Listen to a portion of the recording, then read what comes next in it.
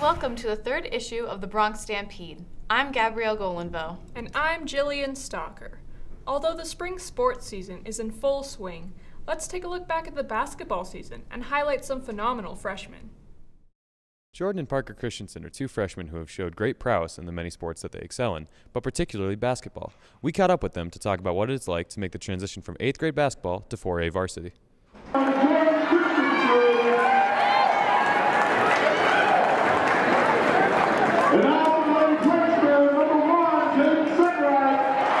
Chosen to save Bronx basketball. He's pretty good. Jordan's better.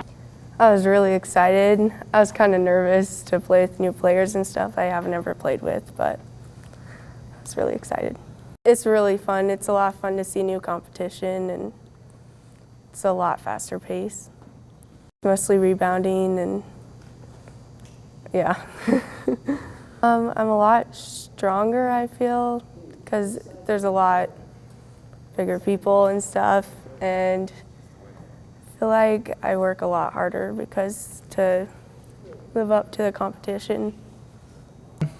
It's a bigger challenge, and it's a lot faster, but it's better for me, I guess. My speed of the game and just going faster, I guess. He's good. Oh, Doug. I don't think there's a better one, no. No. I think it kind of depends on the sport. Yeah. We both play soccer, we both play basketball. I play football, she plays volleyball. I mean, we both play a lot of sports and do a Boys lot of and things. girls is a lot Yeah, different too. there's a big difference in that. As you can see, these two will definitely bring their abundance of talents to the court. We look forward to seeing what the future holds for these young prodigies in Bronx basketball. Those freshmen have some ballin' skills. We're wishing them the best of luck in their high school athletic careers. In addition to sports, Sheridan High School offers some excellent musical programs, including jazz band. Let's learn more about our snazzy, jazzy friends. The SHS Jazz Band has entertained us at concerts for years, but what is it like to be behind the scenes of the band? We had Mrs. Knutson tell us what it's really like to be a director of the jazz band. Well, off and on since 1974, actually. I taught it with my first job, and then I've been at several jobs I didn't have a jazz band, and now we're back to having it, so off and on for 40 years. Yeah, I listen to jazz as much as anything else. I've often said I do so much music that when I have downtime, I don't really want music. I just want silence for a minute, but sure, I like to listen to it. I would like to see committee meetings and paperwork, but JK, just kidding about that. My favorite part is, of course, the kids. Everybody says the same thing. I often say my day is never boring, and yet even if I go home and it's been a bad day, it's been exciting. Even if I've been angry, I've lived some emotion, so working with the kids is always fun.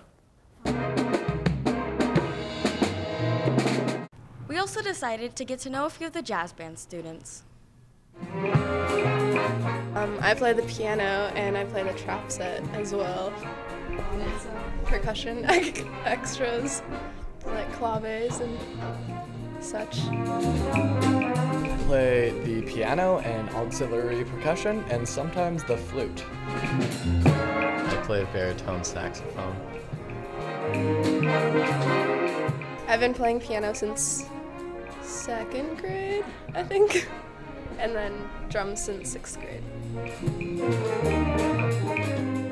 I've been playing piano for almost 3 years now. I've been playing it for 5 years now. I think I'll play music not for band, but just on my own. Yeah, I'm going to a college called Cornish College of the Arts in Seattle, and I'm going to study piano and do nothing with that degree. Okay, we good? The students at Sheridan High School are pretty rad. Guess who's also pretty rad? Gee, I don't know. The teachers! Let's play a fun game to learn the facts about SHS faculty. It's time for Guess Who?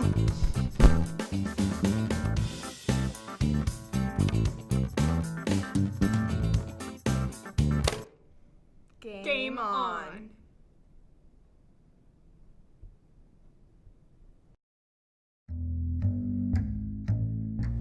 Does your teacher have short hair?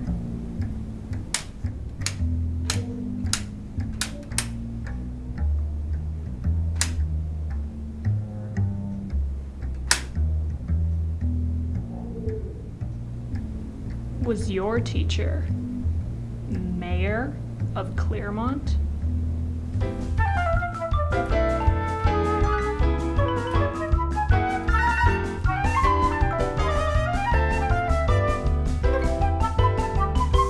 Well, hi there, I'm Mrs. Buell. It's me. Then I ran for mayor and I was elected for 6 terms after that. So I was a mayor for 13 and a half years basically, and then we moved to Sheridan. Does your teacher have a mustache? Does your teacher like going camping? Does your teacher have white hair? Does your teacher's family history date back only to 1862 in America?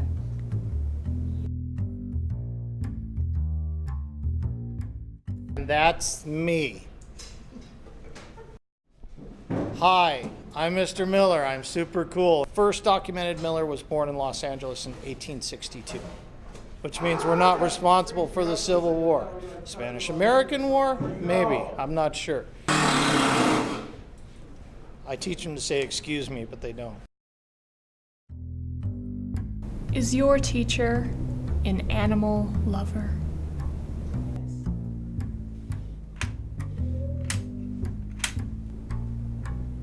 Is your teacher an avid roper? Hi, this is Brenda White. I'm a counselor here at Sheridan High School, and I went to college at the University of Wyoming, and I went on a rodeo scholarship in my sophomore year of college. I won the college national finals breakaway roping championship. South Dakota is my home state, and I go back there and rodeo in the summer. They have lots of amateur rodeos, and we will compete at every weekend, 3 or 4 rodeos, and there will be 100 to 120 girls entered in most of the rodeos I go to. It was a hobby I got into because my dad liked to rope and do all of that.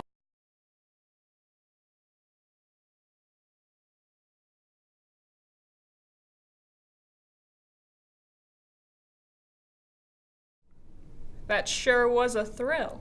It sure was, Jill. You seem tired. You don't say. And sarcastic. It appears as if you have a case of senioritis. Here are a few quick and easy steps to make your last semester in 2016 more enjoyable and more yay than nay.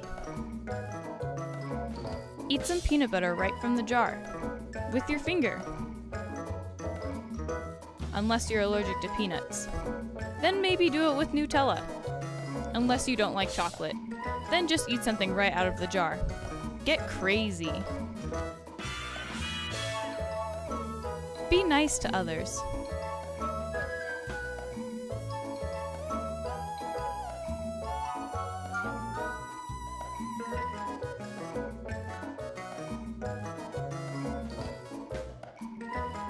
Take one day just for yourself. Get lots of sleep.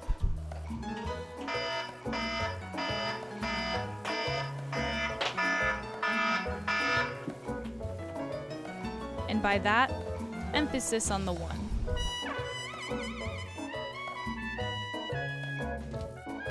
Stay in school.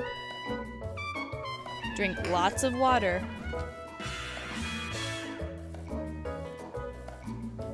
Eat your vegetables, and be a jolly fellow. Seniors, you're almost there. All you need to do now is finish the second semester out strong. As for the rest of you kids, well, you'll be done eventually. For those who won't be graduating this year, consider taking classes that cater to your interests. SHS has a plethora of classes available to students, including many exciting art programs.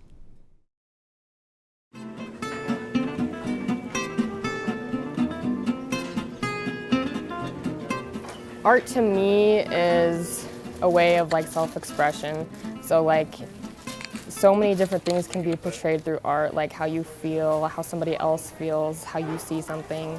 And that's to me is really important because sometimes I have a hard time like trying to say how I feel. So showing somebody how I feel through my art and how I see something is really like important and influential to who I am. I do think this value in here is fairly close. The dark around the eyes. Yeah.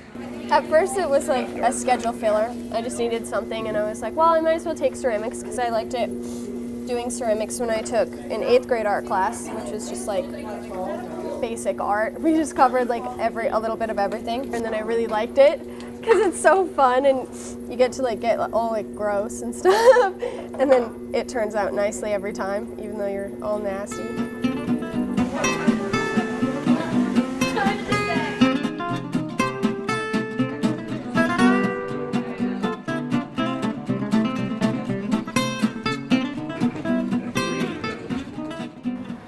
We've had some students that have taken an art class, they've been putting it off, and then they'll take it as a senior. And then you'll see them light up, and they're so engaged in it, and they find out that they really do have a talent for it. And that part is really cool to see, I guess, as an art teacher. I always did sports and hung out with the main crowd or whatever. And no one was really artistic in my family, so I never really pursued it. I just knew that I liked it, but I never really felt like I shined out in anything, any sports. And beginning to add texture and all that, and that's what your color is, your variation. So does it look nice to the eye? Is it balanced? Does the color contrast? And during my high school years, I've come to notice a lot of those things. I'll be like, oh, that has asymmetrical balance, and that's why this piece works. Or this doesn't have anything, and that's why it doesn't work. I'm gonna take I'm gonna neutralize colors. That's like mixing colors to get a gray. And I'm gonna take those strips and shred it, and then I'm gonna line it up with these pictures. So behind here's gray, and then you transfer it on. Everyone should try painting, and everyone should try ceramics, and everyone should try drawing, and everyone should try a little bit of something because it's so beneficial. The Renaissance was one of the biggest time periods for art. It's the Age of Enlightenment on that one, where the sciences and the math, as well as the visual arts, were working hand in hand. With some of our students that come in and they're just, tell me what to do. I'm not sure how to do it. That's one thing with this. There's so many different ways to solve the problem. It's how do you want to do this, and what is your envision for it? That's what makes the end result so rewarding. And I always tell them, enjoy the process. I mean, you got to enjoy it. Don't get frustrated by it. Just enjoy it, and trust that things are going to work out in the end. Trust your vision, your techniques, your skills, that they will carry you through. And thankfully, it's worked out pretty well. Overall, more successes than failures, so that's always a good thing. Art sure is rad. It sure is, Jill. With summer growing closer each day, you may be at a loss for how to occupy your time. If you like basketball, consider partaking in this year's Hoop Jam basketball tournament.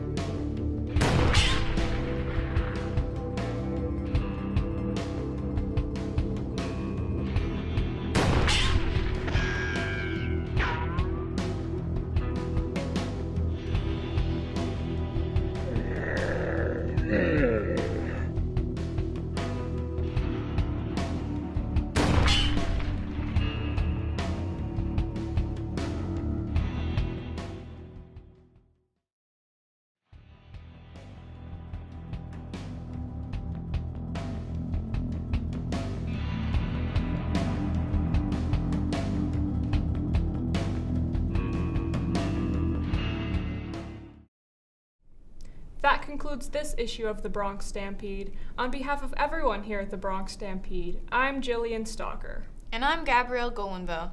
To view this episode and many more, head on over to shsoc.com. And we're out. Yeah!